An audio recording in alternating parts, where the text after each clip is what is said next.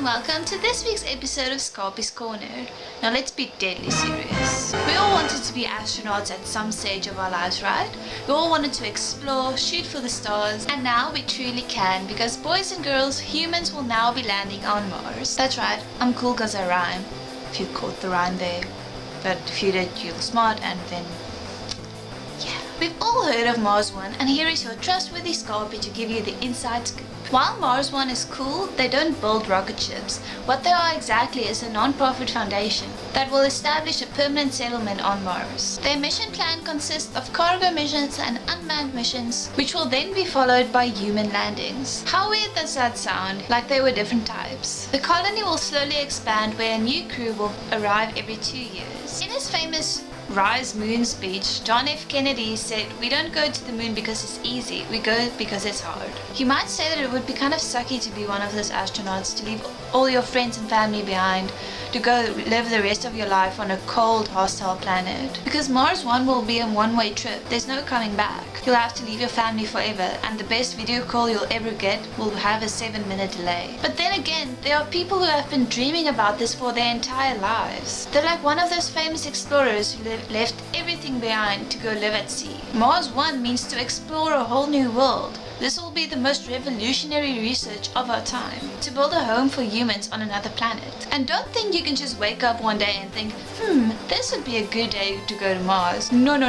You have to go through years and years of training. The future astronauts will be isolated from the rest of the world for a few months every 2 years to learn how they respond to living in close quarters with just the other 3 crew members. The flight from Earth to Mars will be horrible. It'll take like 7 to 8 months to get there, and they will be living in a really small space. Showering with water is not even an option. They have to use wet wipes. Always bring your towel. They can only eat freeze-dried food and canned food, and there will be constant noise from the ventilators. Every one of them have to follow an exercise routine 3 hours a day to not lose muscle mass. I always imagine space as kind of a quiet, peaceful place. Well, there's that dream gone.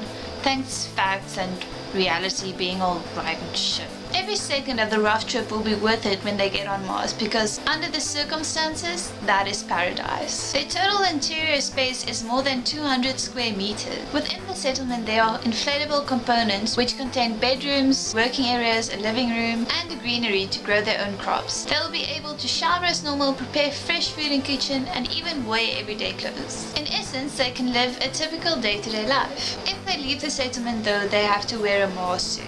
All the living spaces are connected by pathways in order for the astronauts to move freely from one end of the settlement to the other one. When they have settled, new components will be delivered and they can start building units for the next 4 to come. You see where this is going, right? They'll just build more and more and more every 2 years and get bigger and bigger and bigger. And Mars One is already working on ideas like building tunnels and domes made of compressed Martian soil, which may be able to hold a breathable atmosphere for humans to live in. Then more people will come. You know, more than 200,000 people signed up for this thing. The top 3 countries of people being the United States, India, and China. So there will be a whole bunch of American, Chinese, and Indian people. And eventually they'll have babies who come out looking all funny. And they'll create a new race. Martian.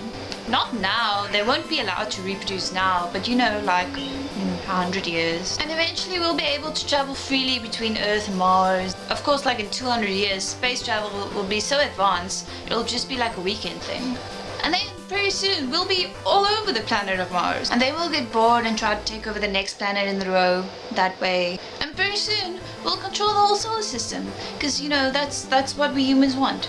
Everything. Of course, our future is extremely expensive, but Mars One is funded by donations from the global audience. Everyone can donate. They even have stuff you can buy, like this not one-of-a-kind but still lovely bronze coin for only $30, or this lovely hoodie at only $50, or this banging tee. That's right, the cool people still say bangin'. Or this laser-engraved Mars outpost. Yes, she's a beauty.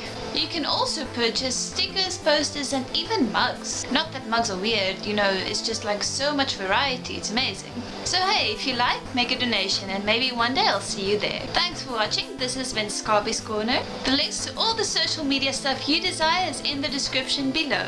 And don't forget to like and subscribe, and I will see you on the flip side. To prepare a habitable settlement. Yes, she is a beauty.